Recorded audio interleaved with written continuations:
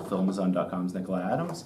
And, we were just talking about it actually a little bit before. I'd love to hear a little bit about your parents' past in the bookstore and maybe one of your favorite reads when you were a kid, growing up with parents in a bookstore. Well, as a matter of fact, one of my favorite reads, at least maybe an adolescent or early adolescent, 12, 13, was coincidentally reading Arthur C. Clarke's short story, The Sentinel, having no idea that I ended up being an actor, let alone being in 2001. So when I was sent the script, before we started shooting, something was very familiar about the story, and then it hit me.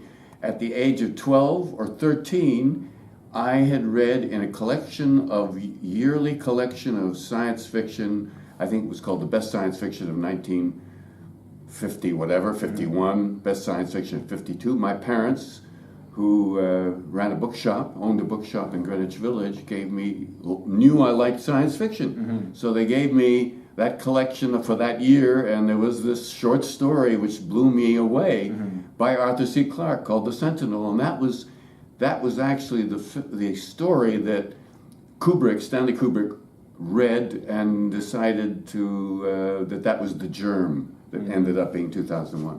What a weird coincidence. Yeah. So then let's go to 2001 since Sure. you brought it up. You're reading that screenplay. What's coming to your mind? Well, it wasn't so much reading. How do you show on the written page what ended up being 2001? Mm-hmm. And it's such a visual experience. Mm-hmm. What far more impressing me was working with Stanley Kubrick, mm-hmm. being out of the blue. I was shooting a film in London with Laurence Olivier and Carol Lindley, directed by an awful man by the name of Otto Preminger. I had a day off. Oh, no, that's a different story. I came home at the end of shooting one day, and my wife said, "Your agent called. Call your agent." So I called my agent, and I said, "What's up?" And he said, "Are you sitting down?" I said, "No, why?" He said, "You better sit down." I said, "How come?" "You've just been offered the lead in Stanley Kubrick's next film." And that, I had no idea what was being considered. I hadn't met him. I hadn't been interviewed by anybody. It was absolutely out of the blue. Mm-hmm. The other story I started to tell was that on a day off, I was in London shooting this film. It was called Bunny Lake is Missing. Yeah. And I had the day off, so there was a kind of a carnival that was in the area of London called Battersea, along the river, and it was just one of those year-long things. They had a little Ferris wheel and this, so on, so forth, and it had a palm reader. Mm-hmm. I never had my palm read, so I walked in, and this is before I had the news that I'd been offered the film, mm-hmm. by the way, and he looked at my palm, and at some point he said, "Are you a teacher?" I said, "No." He said, "Well, do you have anything to do with engineering?" I said, "No." "Well," he says, "I can't figure it out." He says, "I see what did he call it? Not a space vehicle, a rocket ship." Wow. "In your palm." And I had not heard anything. Mm-hmm. And then probably a week or so later was the phone call from my agent. That is eerie. Yeah. Wow. So then you brought up Otto Preminger. You're working on Bunny Lake is Missing. What was that like then? You kind of the best part of it was working with Laurence Olivier, who was very kind and very aware of the pressure. You may have heard that Otto Preminger was well known for being a screamer. He screamed. Mm-hmm. He was terrible. Mm-hmm. He made some wonderful films, but he was a terrible human being, I thought, anyway. Excellent film, though. Yeah, I mean, Anatomy of a Murder was a wonderful film. Mm-hmm. Man with a Golden Arm, mm-hmm. with Frank Sinatra, brilliant film. Exodus goes on and on. He made some wonderful films. He also was the first person to hire a blacklisted writer, wow. which is Dalton Trimbo. Yeah. That was before he was finally given credit by Kirk Douglas, mm-hmm. but this is before Kirk Douglas. So that's before hired him. But it became more famous that it was Kirk Douglas, but it was actually Otto Preminger. So he was liberal, but he was a terrible man to work for, a real bully. There was a film called Stalag 17 about a prisoner of war camp during the Second World War. typecasting. Otto Preminger played the commandant of that prisoner of war camp, and that was Otto on a nice day. So. Wow, that's interesting. Now, let's go to someone I think you've got more fond memories of, Stanley Kubrick, and what it was to work with him. I spoke with Malcolm McDowell, who spoke very fondly about working on Clockwork Orange. Every moment was a pleasure. He never raised his voice. He was very calm, very supportive. He was open to any idea that you came up with, but we didn't need many ideas. Mm-hmm. I mean, he was a genius. You were aware that you were in the presence of genius. Mm-hmm. And he was just a lovely human being to work for.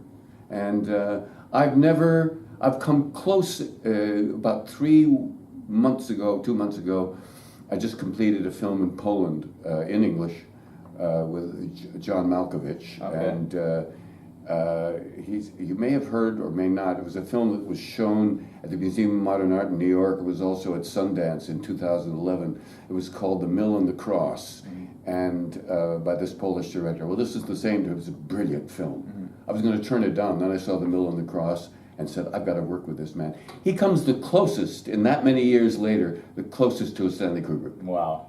Don't ask me to pronounce his name, because it's a very difficult Polish name. His first name is Lech, and if you want to look up The Mill and the Cross, you could Google it, and you could find out it was with Michael York and, it was the other, some wonderful people. Mm-hmm.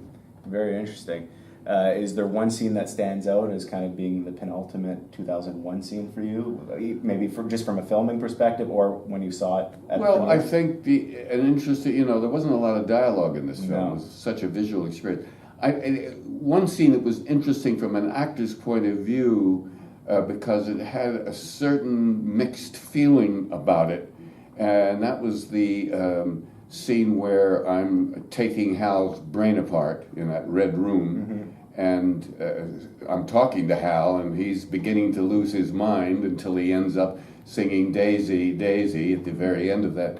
But that was emotionally an interesting film, and I kind of was inspired by a film, and it's also a play that's been done, called Of Mice and Men. Okay, yeah. And there's a film where these two fellas that have been traveling around, this is during the Depression, and one is mentally retarded, and he inadvertently kills this girl in the story, and they're hunting him. They know they're going to string him up. Mm-hmm. And this loving friend, played by Burgess Meredith, is going to put him out of his misery. He doesn't want to see him strung up. Mm-hmm. So they always talk about in this film about how they're going to have a farm together, and the retarded man, and then we're going to have the chickens, right? We're going to have the chickens and then the farm. That's right, he said, that's absolutely right. And he's trying to distract him because, unbeknownst to the retarded man, he has a pistol hidden behind, and he shoots him. Wow. To put him out of his, not physical misery, but the misery that awaits him down the road. And that kind of ambivalence when he's talking to him about, yeah, we're going to have the farm, yeah, Lenny, we're going to have the... That was a little bit like as I'm talking to Hal, removing those elements of his electronic brain. Intriguing. Yeah. Now let's go to that Canadian film, the great horror classic, Black Christmas. What was your experience working with Olivia Hussey? It was a pleasant experience. It's not a high point in my life. I never got to work with that wonderful actress, Canadian actress who was in Superman. And Margot Kidder. Margot Kidder was in it. I think my favorite funny scene in it is when Margot Kidder is being interviewed. I don't know if I can use certain language on this interview, but I'll use it. You can cut it. Yeah. You can cut it. She's being interviewed. Some of the murders have already taken place. Now she gets murdered later too, and this policeman that she kind of considers not very intelligent is asking her questions. And one of the questions that he asks is, "What's your telephone number?" And she takes a long look at him. And she says, "Fellatio 30917." It's in the film.